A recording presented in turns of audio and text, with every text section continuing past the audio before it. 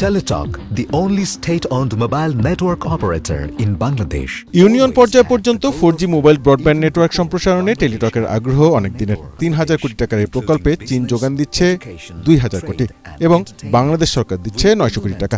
তবে G2G চুক্তির শর্তের ফাঁদে পড়েছে এই নেটওয়ার্ক সম্প্রসারণ প্রকল্প। শর্ত অনুযায়ী সীমিত কোম্পানির মধ্যে দরপত্র আহ্বান করতে হবে।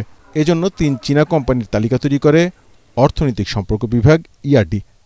এরা হচ্ছে China international construction corporation CITCC, Yunnan construction and investment holding group YCIH এবং China machineries engineering corporation CMEC।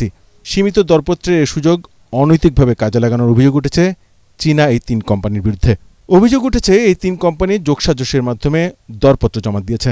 দরপত্রে অংশ নেওয়ার শর্ত হিসাবে নিরাপত্তা অর্থ $30 লাখ জমা দেয়া, একক পণ্য প্রস্তাব দেয়া সহ প্রায় সব শর্তই ভঙ্গ করেছে প্রতিষ্ঠানগুলো।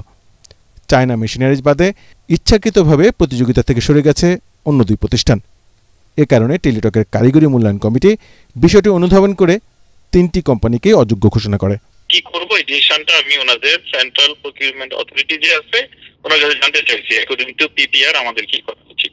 এর সাথে এই যেটা তো সাধারণ কেনাকাটা না, এটা তো এর মাধ্যমে একটা পরিপত্রের মাধ্যমে আমরা কেনাকাটা করছি। সেই জিনিস আমাদের ওই CPTU বা যেটা আগে CPTU ছিল এখন যেটা সেন্ট্রাল প্রকিউরমেন্ট অথরিটি, ওনারা আমাদেরকে যেভাবে নির্দেশনা দিবেন সেভাবে আমরা সামনে আগাবো। বসুন্ধরা ডায়াপেন্ট এখন আরো উন্নত। এই hot air through top sheet দ্রুত শোষণ করে সোনামণিকে দেয় কোমল অনুভূতি। এখন এই প্রকল্পের দরপত্র কি আবারও 3 কোম্পানির মধ্যে আহ্বান করা হবে নাকি চায়না মেশিনারিজকে এককভাবে কাজ দেওয়া হবে, তা নিয়ে কিং কর্তব্য বিমূঢ় টেলিটক।